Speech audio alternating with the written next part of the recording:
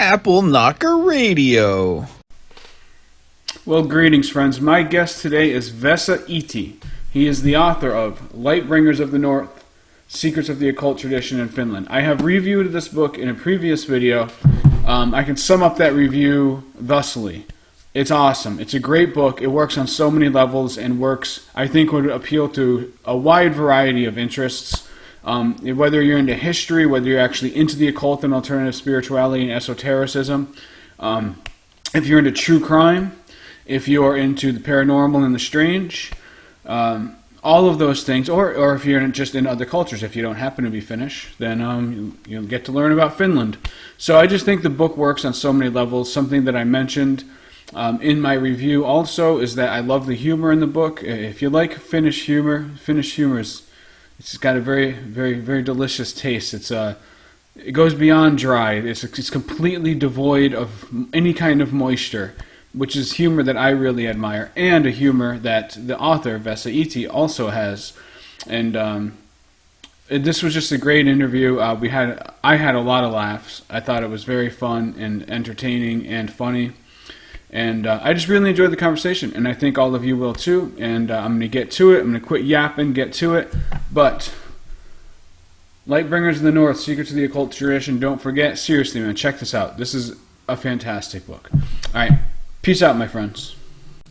Let's start out with one of the stories that we know is going to grab people's attention, which to me is the mystery of the hand in the spring. Vilo Kilho. Is that how yeah, I know Finnish language is difficult. Vilho Noitakallio. Okay. Yeah, I understood who you meant. So, oh, good. Right. Could you get into that story a little bit? Yeah, sure. So this is a case of Tattarisuo cult. It's one of the more wild stories in the book. Well, there are plenty of wild stories in the book, but that's one of the more wild ones. The events of that story took place in the early 1930s here in Finland, in the Helsinki area.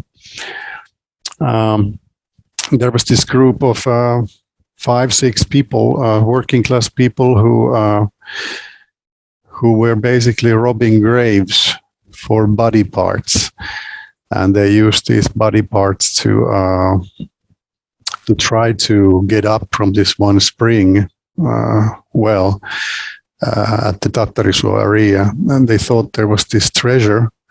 And somehow putting these body parts in this spring, they thought that it will pop up this treasure magically to the surface. Nothing like that ever happened, of course. Maybe they would have needed a few more body parts. I don't know. But that didn't happen. And they were doing other kind of things too. They were waging magical war against the right-wing leaning people of Finland at the time. In the end, they were also having magical wars against each other, and they were doing a very interesting channeling of other worlds, dimensions, and spiritual entities from the wall of their tiny little apartment. That was what they basically were doing, and the case showed up in the press in 1931, 1 year after the first body part, a palm of a hand, was found from the well. Back then in 1930, it didn't cause like more or anything. People were just wondering what was that, but because nobody seemed to miss the hand. So the case was forgotten, but a year later it surfaced again because there was more body parts in the well, and then it became a huge national scandal. All the press was writing about it, and the people were wondering and thinking that what kind of upper class satanic organization there is behind this. This must be some work of this kind of people, but it wasn't. It was just a handful of working class people who used also something I didn't mention earlier. They used this 6th and the 7th book of Moses in these rituals. In Finnish, the book goes with the name Musta Raamattu, which is literally translates into the Black Bible, which gives its more sinister reputation that the book actually is based on its contents. But this was an important book for them, and that's what they used. That's it in a nutshell about what they were doing, what kind of people they were. Yeah, in reading the story, I'm curious, do you think, was it just a case of people were maybe a little mentally ill, and you discussed some of maybe the emotional motivations, them being kind of people who were a little lower on the socioeconomic end of the ladder, and maybe they had some emotional need to feel like they were engaged in this meaningful kind of magical war. But I wonder, and I'm not exactly sure, tell me if your belief system makes my next question absurd, but would it be possible that they got connected in kind of like a destructive egregore situation, kind of created a group thought form that spun out of control and took them to these wild depths? Or do you think it's just pure mental illness? That's a good question. Well, I think it's safe to say that certainly they were somewhat different from your average Finn. These kind of things are not a popular hobby in the country. So they were doing extraordinarily odd and bizarre things. They were, as was mentioned, working class people, pretty poor, and there was this element of seeking justice in the world. That was a big part of their operations too, not just treasure hunting and all of that, but they were kind of searching for justice and trying to bring justice by magical means. In their own lives, there was this one of the women of the group, she felt that she was unfairly judged in a court case about inheritance. And that really was a big bummer for her. And they magically tried to somehow process through that as well. And then there was this situation in Finland back then. And part of their magical operations were directed against right-leaning people politically, and they also were very much against Freemasons and members of the Odd Fellow and groups like that they didn't think highly. Clearly, that kind of groups represented for them upper class, people who are doing well, or something that they were not.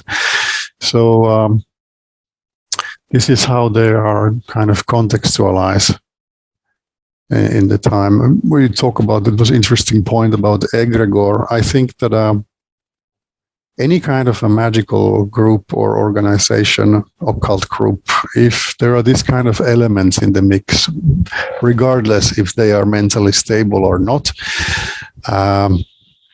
over time, certain kind of what you could call egregore, kind of group spirit, roughly, in a layman's terms, there starts to be something like that they feel they get some kind of inspirational power or whatever.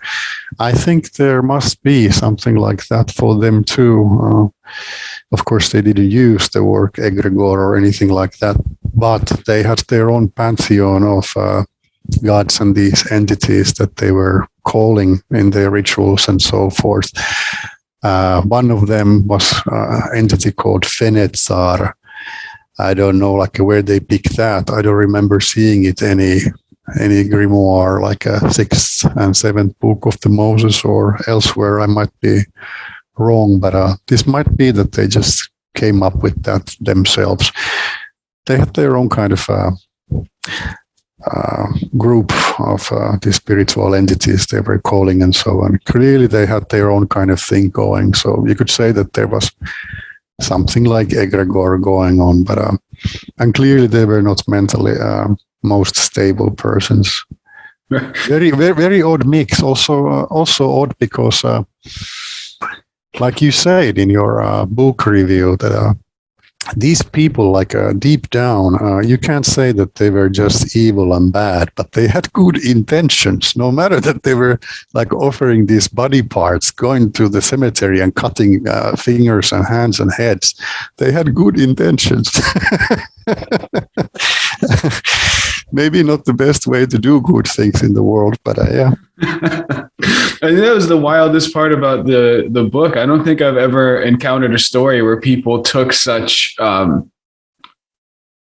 absurd measures, but with good intentions. Like they really had good intentions. But one of the things in there that you wrote was about the Freemasons. Like they would see the Freemasons in the graveyards. Is there any legitimacy to that? Was there like any kind of secret society, other secret societies operating in that time that might be doing something similar that they were seeing as Freemasons? Oh, in the 1930s, yeah, they're already there were like Freemasonry was again operating in Finland. There was like 100-year break. From when was it? From the early 18th century till the early 19th century, the time when we were under Russian rule. But then it became all right again in public in the early 20th century, and we got this Leadroyd Humane Freemasonry, which is open both for men and women, and the traditional Freemasonry, which is open only for men. So we had Freemasons here, Odd Fellows, of course, Theosophical Society was here, a bunch of other groups too, but those are kind of bigger names.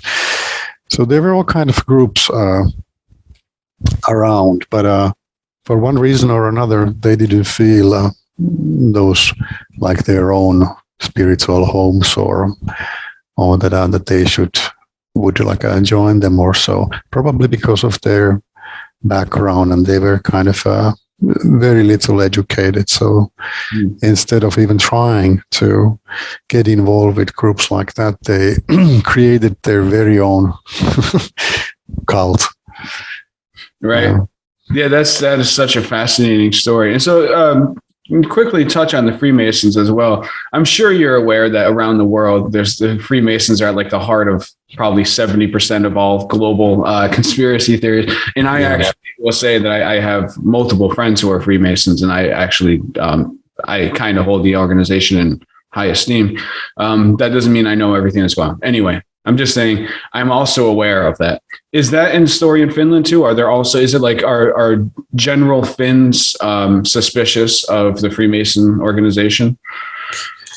It's here. It's pretty much the same, like elsewhere in Europe and in the States too. Like they have quite many members here too, and of course, like in the States, there's also like lots of high-level politicians and otherwise influential and powerful people involved, and because of that, it's of course very fruitful ground for all kind of conspiracies and all of that. Exactly same thing like elsewhere in Europe and the States, that these guys are worshipping Lucifer and they want to bring Illuminati, which is all these bad things controlling us and stuff.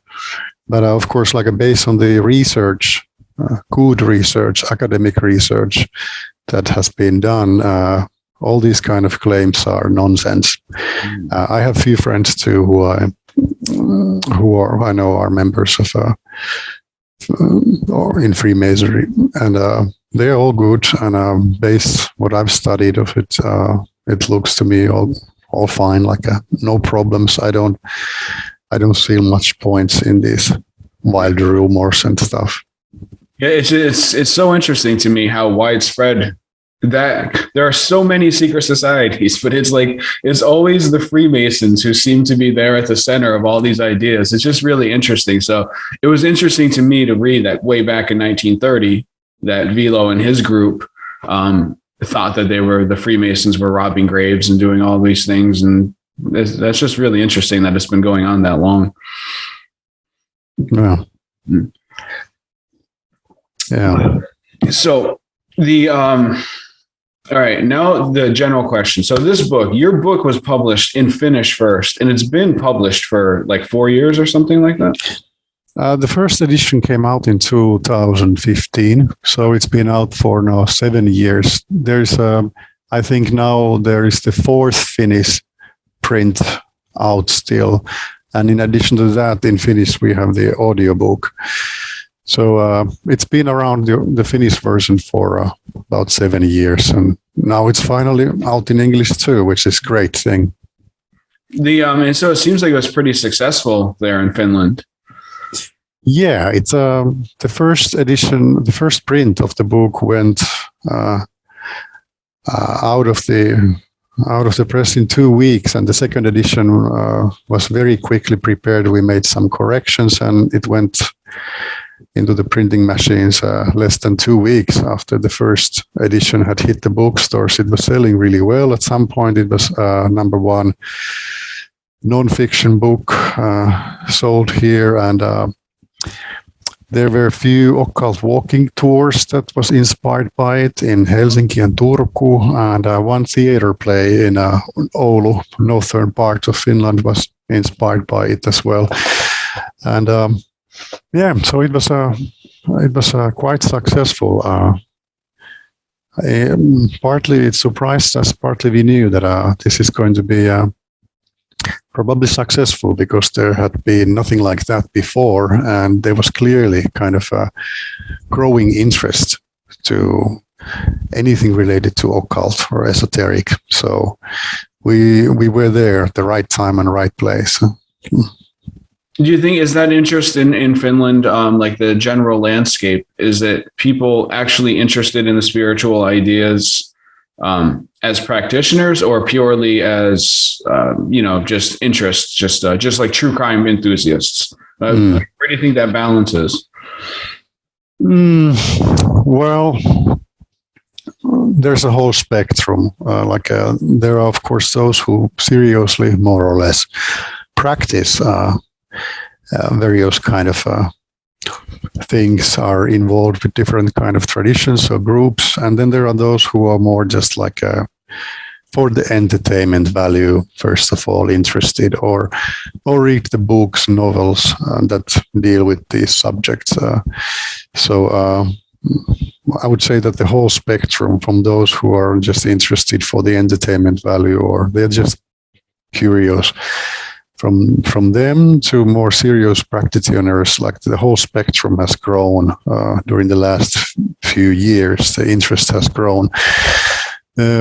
Last time this kind of wave we had here, I think it must have been in the 60s, 70s, something like that. 80s, 90s was more quiet, but now it's again up. I think this kind of trend is probably in the world in general, in Western countries.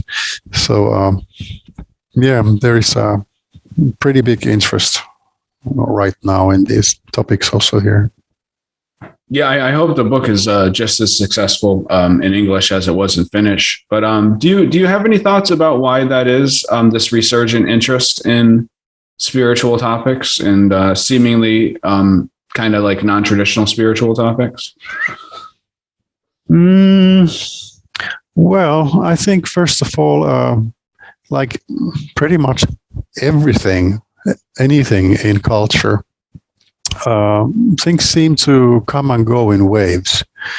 There's a time of interest for these kind of things, then it kind of fades away, then it comes back at some point. Same thing with all kind of elements in culture. Like, as I say, the last time we had a bigger boom with this, I think it was 70s, probably, I would say late 60s or 70s, probably. Then there was a bigger one.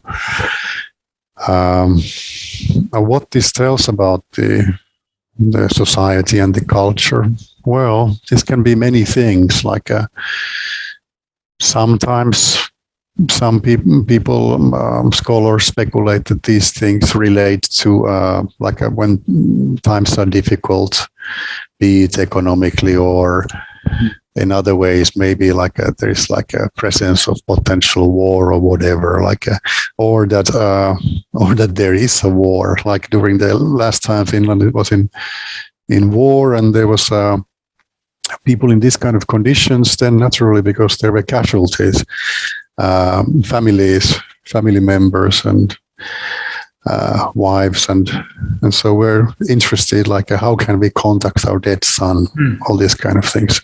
There's some kind of correlation, of course, what's going on in the society. These kind of things don't happen in vacuum, but I can't say why we are now having this kind of growing interest in these things, what it tells about our society, Western culture in general today.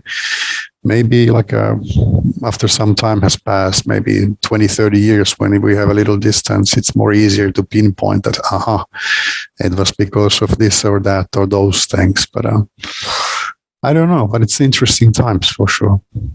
Right. Is that the last war? Is that the Winter War, Soviet Union? Yeah. Winter War and the continuation war, jatkosota. Yeah, those were the last ones we have had. And now there is, of course, the world situation is what it is. So all these kind of memories come back to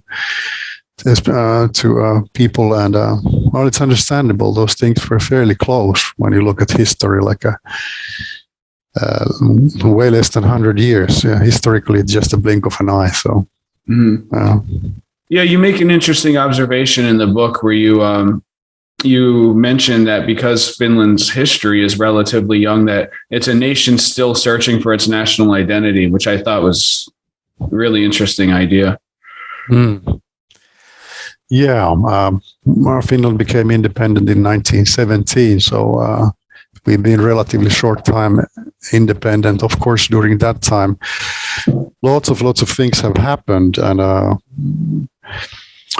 the world has changed a lot in so many ways. But curiously enough, this theme of search for a national identity and different kind of groups having different kind of stance on this whole situation, it's still there, just like about 100 years ago. Pekka Ervas, he had this vision of basically European Union, where we are now. Back then it was just his vision, and we have the same currency throughout Europe, basically matches with his vision. He had this kind of vision that basically, I think he would have been happy with the idea of that let's remove the borders of individual states, and let's be really like brothers and sisters, and put down these nationalistic ideas and all of that. Then there is, of course, back then there was people who had absolutely opposing ideas. Basically, the same situation is still here in a different form. So lots of details and things have changed, but there is very much similar kind of basic situations still.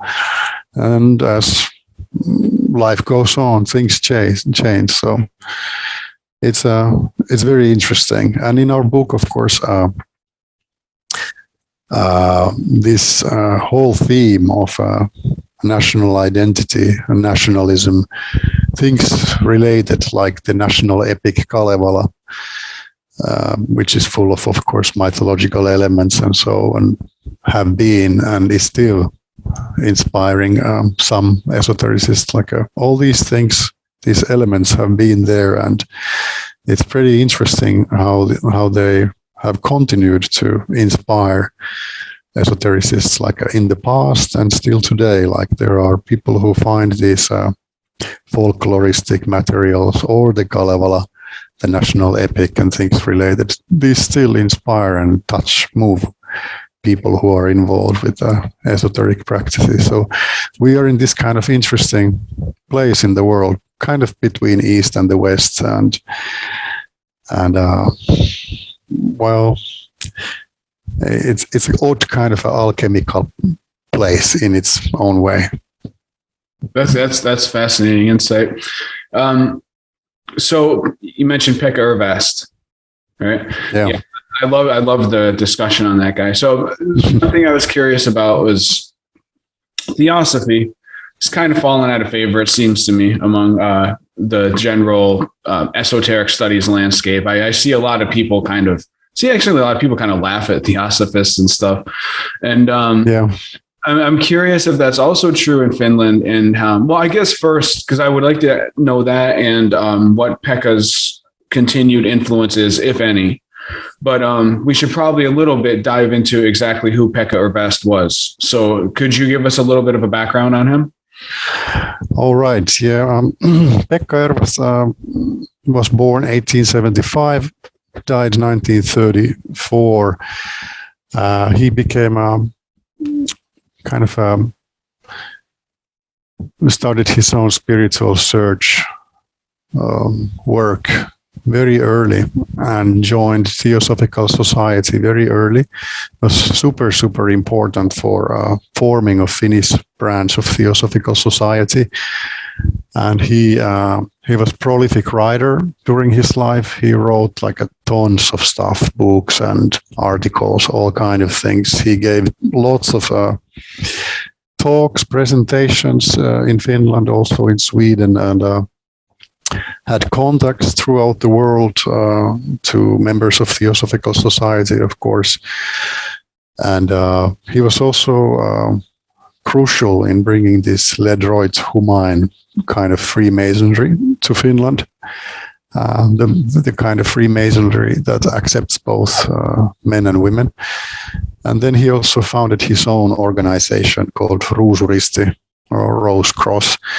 This happened after he gets in bad terms with the Theosophical Society, basically, and decided to call it quits and start his own organization. He was, you could say, left-leaning in his political views, but at the same time, he tried to keep distance to politics altogether, and he also tried to remind others in Theosophical Society about the same, which was, of course, a big reason within Theosophical Society for all kind of inner fights that they had there. And Ervast was one of those who was very inspired by the Finnish mythology and our national epic Kalevala. So he was very important person for many reasons. He was he was quite a monumental figure, you could say. And if there is talk about Finnish esotericism or occult history, and a person doesn't mention Pekka Ervast in that talk, something seriously wrong. There was something that you were asking, but yeah, about how Theosophical Society is nowadays in Finland and how Ervast is considered. Well, the organization still exists, but they don't have that many members nowadays. It's like a few hundred, if I remember right, 300-400 maybe. Mm. And the average age of their members is pretty high. So it looks like that it's getting more and more a group of pensioners. If they want to get their organization going and staying on the map, they would need to attract more young members. So it's an interesting situation that those who are interested in esoteric topics, and so they don't seem to find Theosophy very appealing for one reason or another. Maybe because it's kind of looks dusty. There are all those very old kind of, I guess, from today's perspective, like boring ways to contextualize, put this theoretically, all these things that Theosophy was about. It's a kind of historical curiosity and dusty, boring, something like that. But I don't know. At the same time, there is some very interesting new angles to the whole situation, like coming from a very surprising direction. There is this one Finnish left-hand path organization, this Azazelin Tähti, Star of Azazel. I guess they call themselves also Satanists or Satanist organization. At least they call themselves left-hand path organization. at least the founder of the group, this Johannes Nephastos, he has drawn lots of inspiration from theosophy. And he also has given clearly appreciation for things like Sermon of the Mount, some teachings of Jesus and stuff like that. At the same time, they are left-hand path organization. I think that members of Theosophical Society, well, they're happy that young people find theosophy and theosophical teachings and old literature, but I guess they have a little bit of a problem, getting attention from that direction, like a young Satanist or so. I think they probably would prefer that the young blood would come from somewhere else. I don't know. That's an interesting point. Yeah, maybe they just don't mix well. It's always struck me as sad because I just find that whole theosophicists period of history it's a fascinating period of history, and the lives that those people led are just absolutely fascinating. And I always thought that their ideas were really beautiful and interesting and fascinating. And it's interesting to me how they get kind of ridiculed a lot or pushed aside or ignored. I don't know, it's just odd to me. But and so you were talking about the Finnish national epic, and you also earlier you briefly mentioned the Black Bible, which is also kind of this Finnish esoteric work that is very prominent in Finnish culture, to my understanding. Could you talk a little bit about that? And specifically, you've mentioned that it gets kind of a bad rap, maybe just starting with the name, that the name makes it seem like it's much darker than it is. So could you just talk a little bit about what the book actually is like and what its background is? Sure.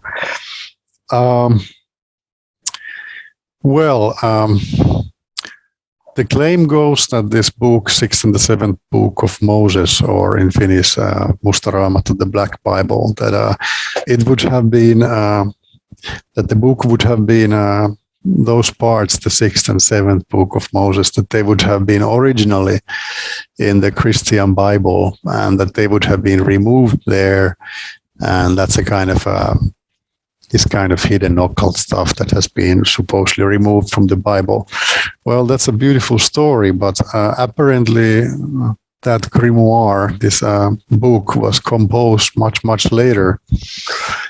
It was, I think, the first time published in Germany by this one occult bookseller and publisher. I don't remember his name right now, but it's there in our book mentioned. It was published, I think, in the 19th century. And it was a fascinating work during that time. And of course, it became translated to other languages. And the first Finnish edition, I think, was published 1902 by American Finnish people.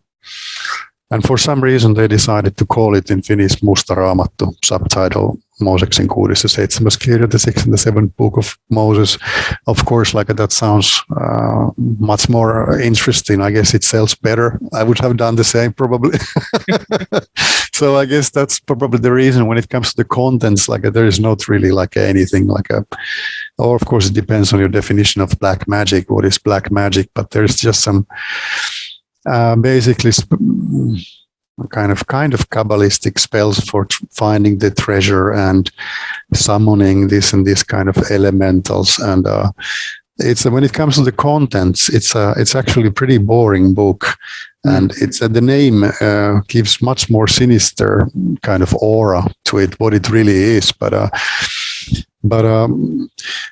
it's been popping up in Finnish history here and there. Of course, in the very early last century when it was published, it started to circulate. Then there was the Tattarisuo case when it became to everybody's lips, and of course got super infamous a name to it, understandably, with this kind of case. And Pekka Ervast also warned about the book, and Pekka Siito and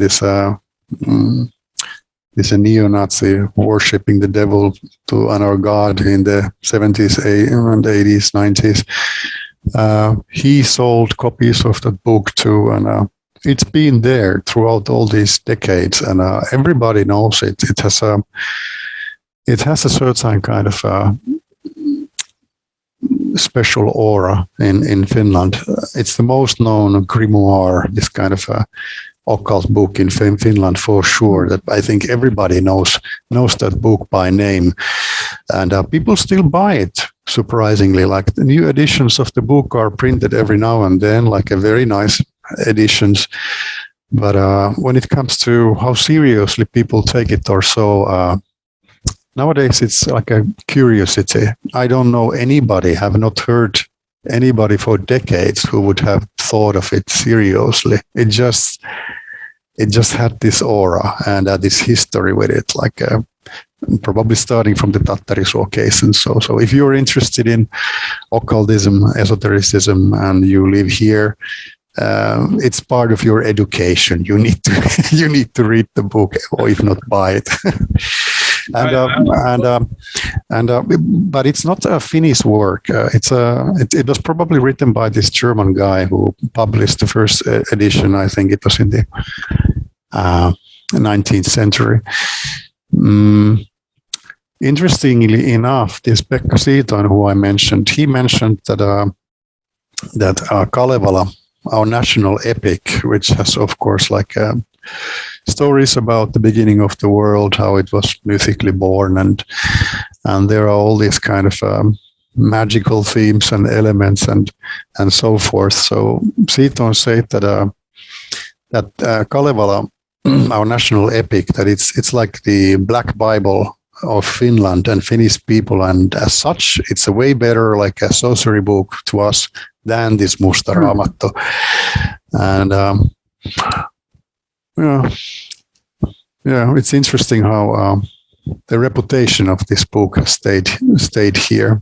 I think that it was still like in the 1990s or so, it had so bad reputation that some libraries in Finland kind of declined to take it to their shelves, so that youth wouldn't be badly influenced or something like that. Really odd stuff.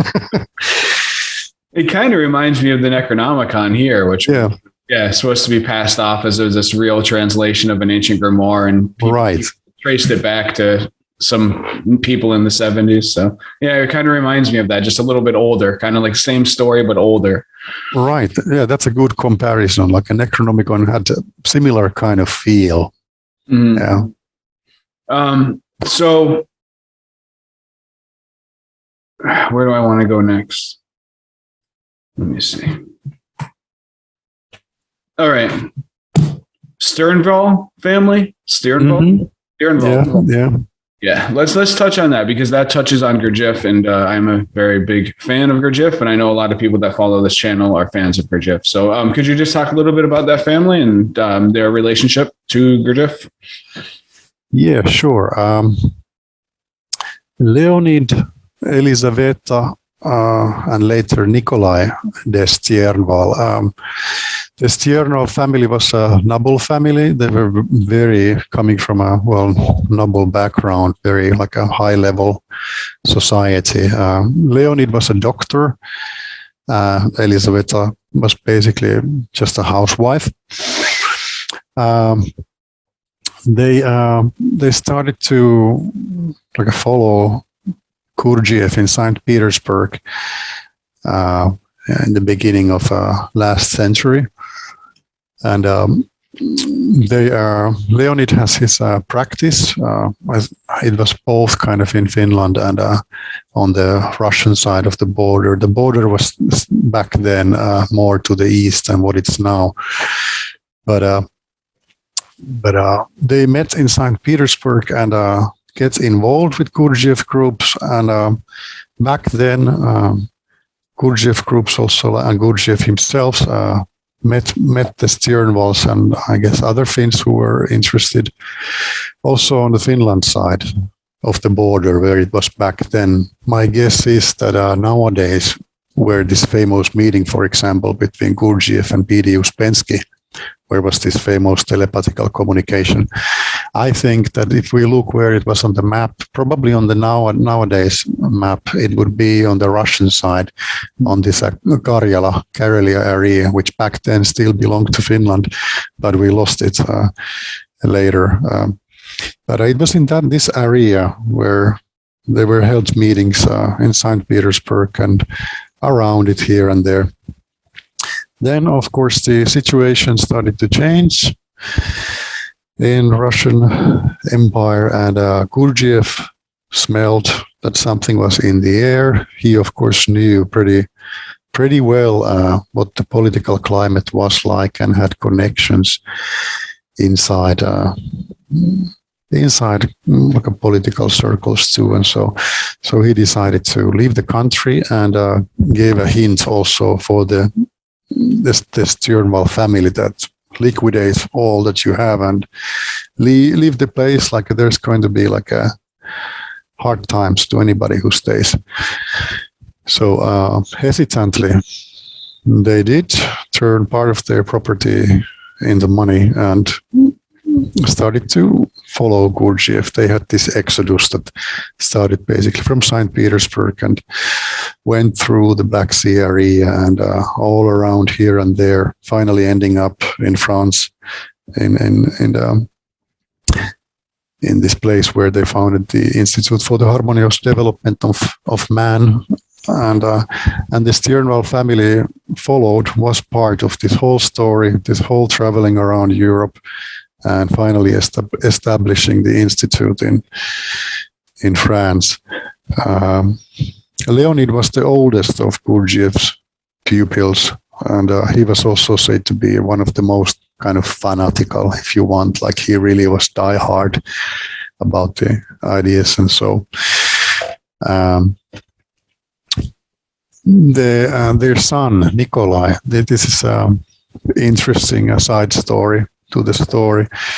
Like apparently Leonid and Elisaveta, they had some problem getting a biological child themselves. So they asked if Gurdjieff could come to help, which he happily did. and out of this helping hand, or should I say organ, came Nikolai Tyrnval. Leonid and Elisaveta brought him up as their own son, but the biological father was Gurdjieff. And he was also, Nikolai, one of the few children that Gurdjieff himself mentioned by name during his lifetime, that this is my son, I'm his biological father. There was 5 or 6 others that he mentioned by name. And Nikolai later wrote this memoir, my daddy Gurdjieff, Father Gurdjieff, a very, very interesting memoir of the Tyrnval family's adventures and time with Gurdjieff around Europe and in France, of course. It's something that haven't come that often up, of course, like people who are very interested in the Gurdjieff saga, the whole history of his ideas and his lives. They know these figures they have come up with here and there, but in general, this Tyrnval family has been quite unknown. So this, of course, needed to be in our book because they were only known people who were that closely involved with Gurdjieff during his lifetime. After this Tyrnvals, there's been Gurdjieff groups in Finland since the late 60s. First, there was this group that was based on Bennett, this British student of Gurdjieff, and nowadays we have kind of Gurdjieff line of teaching that came 2001 to Finland, and there's also another group. So interest to these ideas have continued here, but the first historical, a proof of Finnish people being involved with the movement, they come all the way back to Gurdjieff's time. Yeah, I thought it was interesting with that Sternvald family that they also met Rasputin. It's like, how many people get to meet Gurdjieff and Rasputin? You know? Yeah, not too many. That's wild. That's real wild. Yeah, you get to meet like two of the most famous mystics ever. You know, that's Yeah. amazing. It's got to give you an interesting perspective on life. Right. Yeah, that's true. All right, so ufology. Ufology is actually seems to be seeing a resurgence of interest here. I don't know if that's global, but here in the U.S. it is. And I loved the chapter on ufology in Finland. So could you discuss that a little bit? Yeah. Well, it's nowadays in this internet time, like basically the same themes, same ideas, same groups, same videos, same everything is read and seen by people around the world who just happen to be interested in these things. Absolutely same things can be found here. I've seen the same videos about the Phoenix lights and the supposed like green aliens, and was it Skinny Bobby videos, and all these things. Everybody has seen the same things, read the same basic documents, and so forth. But when it comes to Finland and what's been going on here, sure, like the chapter puts in a nutshell lots of things related to this topic. There are the main figures involved. Their stories, their contributions summarized, and there are case stories like the main cases, and then there is information about what's going on, what kind of groups we have now, and what are main people involved nowadays, what kind of UFO contactees there are publicly, and so it covers pretty much all the basic bones of the story when it comes to what has happened in Finland. The chapter starts with this beautiful story, very old folk story about basically UFOs, and then we come to the last century, and the story begins with this Margit Lilius Mustaba, who was born 1899, died 1991. He was a ballet dancer in Finnish opera. He emigrated to the States later. He claimed to have met aliens, many cases, and he recounts those in his books that she wrote. She wrote, yes, and that was in the, I think, 30s, 40s, 50s. Then there are different kind of case stories of very interesting experiences that have been reported by a number of people. And the famous Pudasjärvi UFO craze that happened in the late 60s, early 70s, that's told in the book too. This was probably the most known Finnish UFO, like a craze. It's Pudasjärvi is more up in the north of Finland.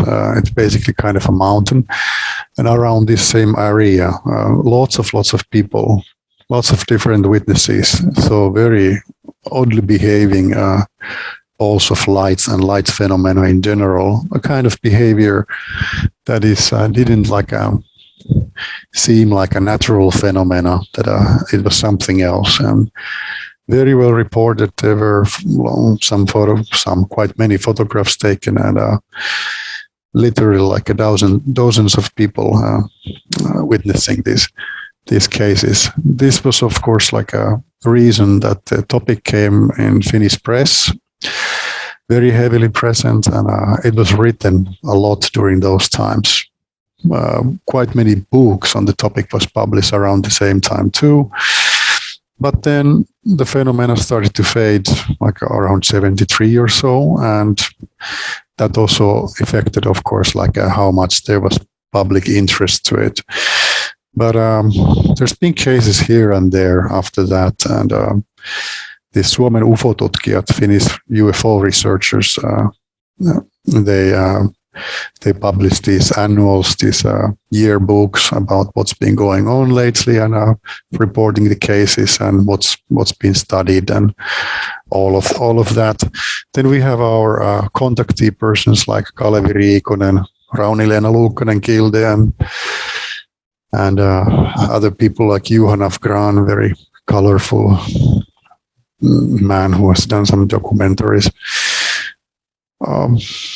All these kind of things. It's basically everything in one small chapter.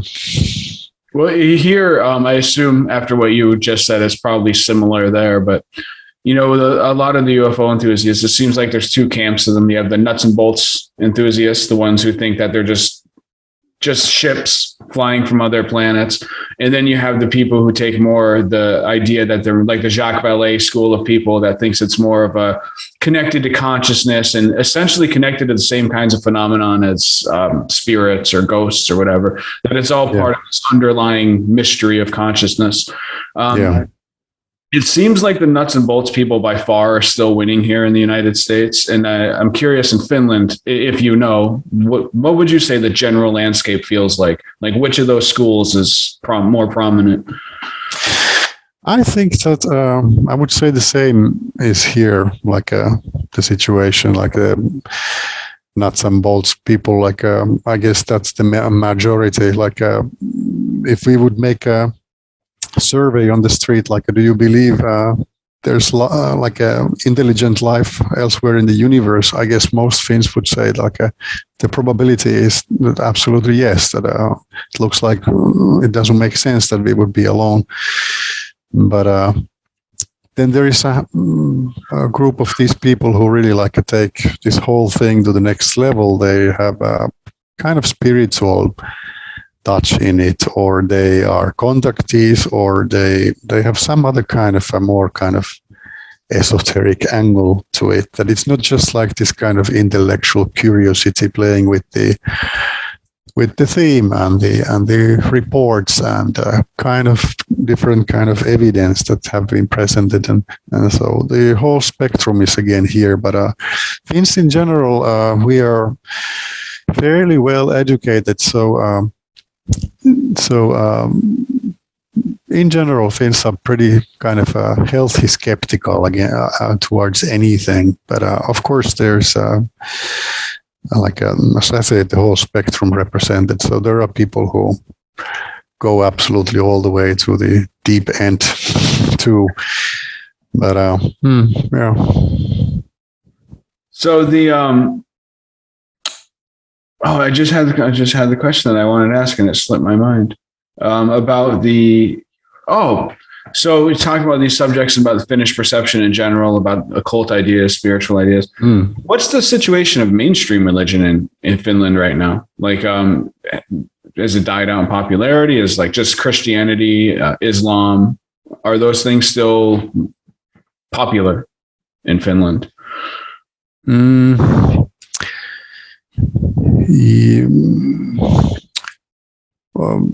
You mean like a mainstream religions? Are they still popular? Yeah, just like going to church on Sunday or going to the mosque, or all right. Finland has been it's a funny situation. Basically, if you look, let's say Wikipedia article about Finland, you will find that we have a state church. There is this Evangelic Lutheran state church. It sounds like these guys are really religious. It must be very conservative and suppressive against all kind of things. That's not true. That's absolutely not true. Like the state church, it's just a cultural kind of tradition. That's how it has established here. When it comes to how many people go to church every Sunday, it's throughout the country. The churches are like absolutely empty. There's just few people going here and there. Probably the Christmas church is when it's most full and people go just out of a habit. But and otherwise, when people go to church, it's when somebody graduates and it somehow involved the whole thing with the church, and somebody gets married or somebody dies and gets buried or stuff like that. Otherwise, like what's the percentage? How many people belong to this state church nowadays? I don't remember for sure, but it's dropping year by year. People are members of the state church just out of habit. It's just formality. Like when you die, if you're a member of the church, you get your gravesite a bit cheaper. So there is practical things involved too. Sure, there are tons of people who believe in Christian ideas, Christian teaching, but when it comes to like activity in church, that's pretty pathetic. Nowadays, we have, of course, like other main world religions present here too. Like Islam is, of course, like has been growing in number of its practitioners, largely because of the immigration. But the number of those practitioners too, it's relatively small. When it comes to this kind of alternative spiritual, let's use that word, viewpoints and groups and so I'd say that's surprisingly big, probably because you have a more freedom of choosing there, like what kind of a mix of things you have in your spiritual, like a palette of things. And this is, of course, very typical to spirituality in general nowadays throughout the world, that it's very syncretic. Like it's a bits and pieces from here and there that people collect, kind of create their own kind of spiritual practices and their own place in this whole network of various things, like based on what kind of things work for you, what you like. It's a kind of a marketplace, if you will. And yeah, I'd say that these different kind of alternative groups and currents, movements in general, they are doing surprisingly well. Christianity and all the other religions, they are there too, but they don't have like a very, very big effect on Finnish culture. And so it's a part of our culture and tradition, but all over Finland is very secular place. Okay. So got you about an hour now. I appreciate the time. We're going to ask a couple business questions about the book and the translation of the book and your future for it. But I have one more content question. Yeah. If you could talk about Yarrow Faller. Yeah. Yeah. He's an interesting character. Could you talk about him a little bit? Yeah. Yarrow Faller, one of my own personal favorites of the whole book. Faller, born in 1925, died in 1990. He was a parapsychologist. He was involved with hypnotism too.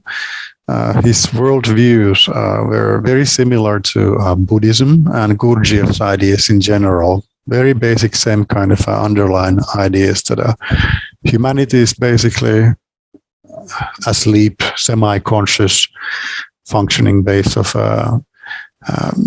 impulses coming through our senses, and because of that we really do not exist. We are really not present and making conscious choices, experiences in the moment. We are just kind of flesh and bones machines. This basic kind of Gurdjieffian view was shared by Yarrow Faller. He studied also LSD and mescaline in the States and in Finland in the 60s and 70s. And he was very positive about the potential of these substances for one's self-understanding, and I guess potential for society in general if used right.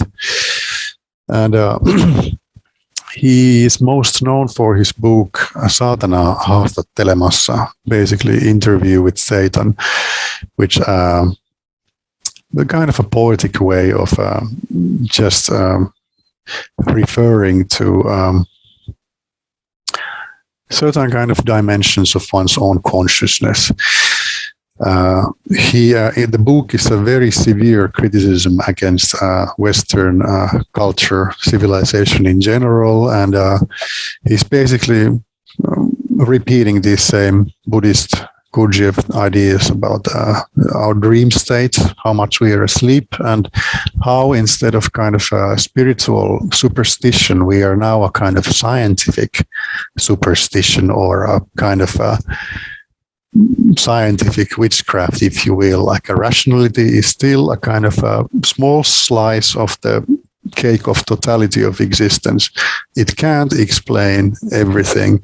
It can't be the basis for healthy, holistic human existence, because totality of existence by its nature is irrational or supra-rational. So when we get more and more involved, our societies become bureaucratic and run by technology. Instead of being our servant, we become the servant of technology, and a kind of a living spirit is pressed out of the whole system and the structures of society. It's a kind of this kind of Aldous Huxley's or George Orwell's anti-utopia world where we are getting, and that Faller shared that this is a bad direction. If this kind of a scientific worldview is kind of more and more pressing the possibility for real living spirit or consciousness, that's a sad situation for us, and we should wake up and do change to this situation. Otherwise, we are getting into Third World War or nuclear destruction or something like that. He was a very angry man, a young man in his own time, and I guess he would have kind of wanted to get more recognition for his work. He was kind of between the scientific academic world and practitioner. He tried to find a kind of middle ground, and I really respect him for that, how he did it and what he did. And his books are great too in their own right. He at the end of his life, he kind of retired from a public light and died in 1990. But he was a very interesting figure that I think should have got more attention here, and I wouldn't mind if he would get more attention worldwide too. But very, very balanced, deep guy who did very interesting research. Yeah, I had the same impression. That's I would love to see him enter a little more conversation and learn a little bit more about him, because neat guy. Interesting guy, at least. So with the book, you initially published it in Finnish. You had all this success. Did you do the English translation yourself, or did you hire somebody else or work with somebody else? I mean, I'm you and your co-author. I mean. Yeah, well, I'm also the translator of the book, but when I say that, I need to also, with the same breath, give credit to my proofreading and editing team. Here in Finland, I had Tuukka Frank and Boris Brander who checked the rough translation I made, because I thought I need to have proofreaders and like a checkers also in this end, people who know the Finnish culture and how things change in the process of translation. So I need people from Finland's point of view checking the translation. And then there is the native speakers of English. And Inner Traditions, absolutely fantastic publisher, great people. At every point of the process, there was this Albo Sudekim and Michael Monihan who were doing the proofreading and editing of the text. Without them, these people, the text would be way worse than what it is now. It ended up absolutely great. I really am thankful for the team I was privileged to work with. So yeah, I was the translator, but I had these guys to work with me. Perttu, who I wrote the book with, he really wanted to get the book in English already 2015, and he nudged me friendly, like very often, like, hey, we don't have money to get this book translated because we don't have enough money to pay to anybody to translate it well. So, and you've been translating a few books already. So how about you translate it? Because then we don't need to pay to anybody. I was busy with things, very busy. But when I finally, 2 years ago, got everything out of the way that I was busy with, I felt at that point Perttu had passed away. He died in a bicycle accident 2018. And I felt that if I don't do this thing now, nobody is probably going to, and that's a big pity. I felt it was a matter of honor to my dear friend, and that needed to be fulfilled. Funnily enough, I saw quite a few dreams after Perttu passed away, where he continued to remind me, we need to finish this project. It's a great thing. And he referred to this book while he was still alive, that it's part of my great work.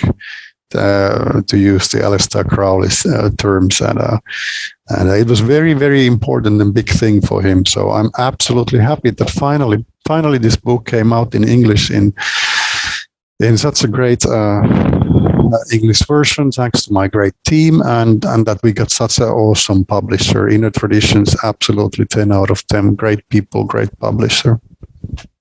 Yeah, agreed. I love working with them as well. I get a lot of these interviews just with their marketing team. So they're always great to work with.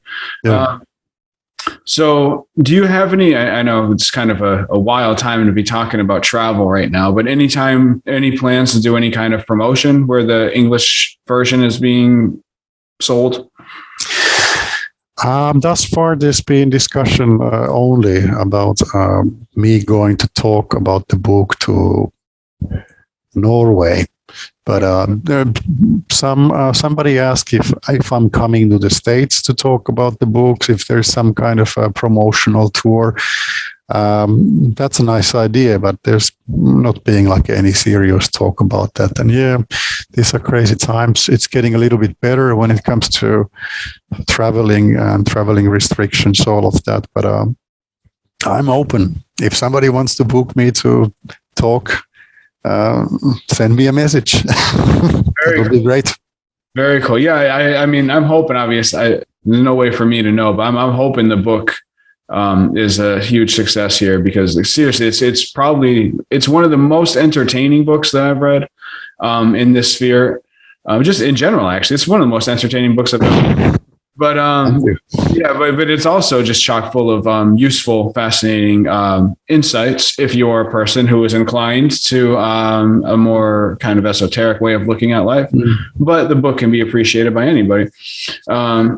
I think materialists might actually appreciate it even more because of the humor in it. Fun. Yeah. And that's something I love about the book. I put that in my written review, but I love that you clearly have respect for these subjects, but you're not afraid to poke fun and laugh at them too, which I think is really it's fun and it's healthy, and it just kind of makes it more approachable in my perspective.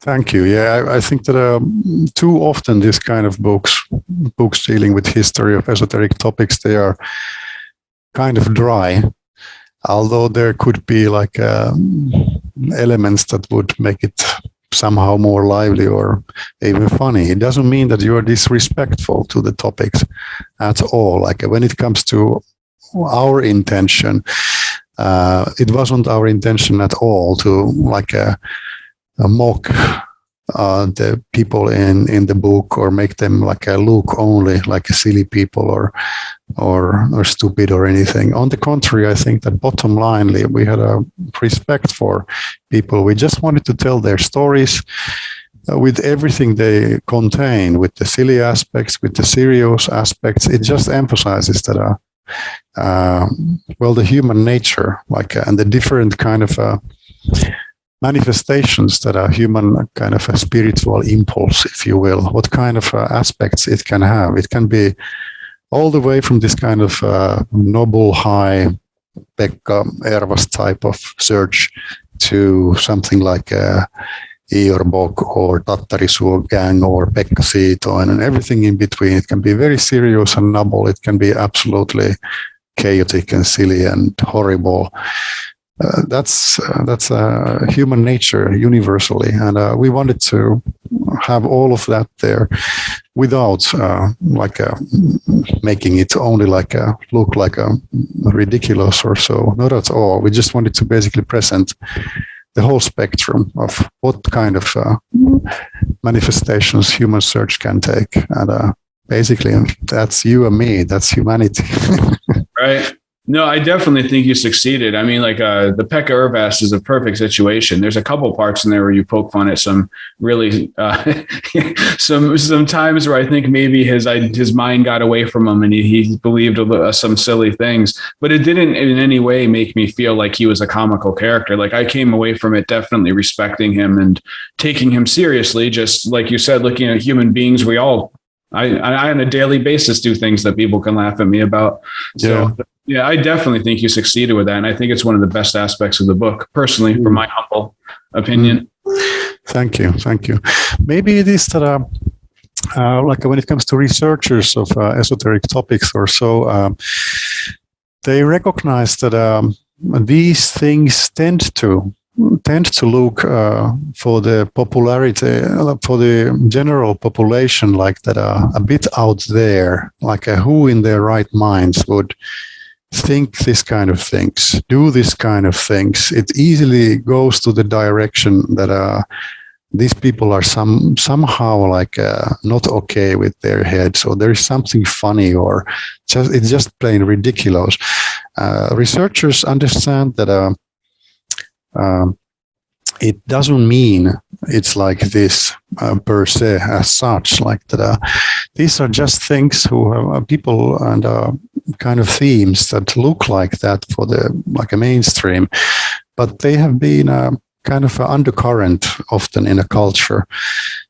Elements there that affected this and that here and there, and maybe because of that, lots of this kind of history books dealing with esoteric topics seem to be dry, that the researchers want to present them give them the honor that they deserve, that let's not poke too much fun of these guys or so. I understand that, and it's a very noble approach, and that's good. But when it comes to our book, we don't intend to say that these people are crazy and stupid, and so we just want to give the whole spectrum of manifestation of these things. It's a respect throughout. Right. Yeah. I mean, you achieved that even with Velo and his crew, which is, I think, probably they would be the easiest ones to be. Well, some of those UFO characters too would be really easy to just make cartoons out of and just laugh at. And you didn't do that. I actually came away feeling a great amount of human just empathy for Velo and his crew. And the same way with those UFO characters, some of which I have ideas which I know are a little out there, but there were some characters in your book that go quite a bit further than I do. So, but it was still respectful and definitely empathy. I think that was the big thing. They came through as real human beings, flawed, noble, and silly at the same time. You know what I mean? That's how we all are. I just think when you believe weird niche things, I think those things are just magnified. You know what I mean? We all have moments of nobility and we all have moments of foolishness. But when you believe something very much outside the mainstream, I feel like those things are just augmented and amplified, you know? Yeah. Then there's also this element of what for example, Yarrow Faller that you asked about, I mentioned that if you're very serious and you are mentally all stable and you have a rational approach, you build your metaphysical view of the universe based on as rational thinking as possible, whatever. This deeper universe experience of it, insights that we might get of it, it's way beyond the words. And because of that, if you try to put experiences, maybe some kind of understanding of that in the words, it's very, very limited way to try to get the richness and everything of this deeper universe. So it's kind of doomed to fail when you try to communicate it with the words. And words, it's a kind of rational system. The whole how grammatic words, how logic works, how it works with the words and languages and so forth. It can't grasp the supra-rational living essence, consciousness, whatever you want to call it. So it is bound to look silly, at least in some people's eyes who don't share your viewpoint. Thank you so much. Do you have anything else that you would like to add? Any other projects or anything like that? Well, maybe I could say that if anybody is interested to see some extra photos that are not in the book, we have a page in Facebook, and we have an Instagram page. There are more photos than in the book. They are in color. There's also some extra background information, I guess, here and there. So those might interest some people. And well, otherwise, I want to thank you for this opportunity to talk with you and for your reviews. Much appreciated. Your channel is great. Lots of good stuff. People, check it out if you haven't already. I understand. I really appreciate that coming from you. That means a lot to me. Thank you. So, and I will put those links that you just mentioned. They will be in the description box right below the video for everybody to go to. So, all right. Thank you so much, sir. I appreciate it. And good luck with the book. Thank you. Thank you, sir.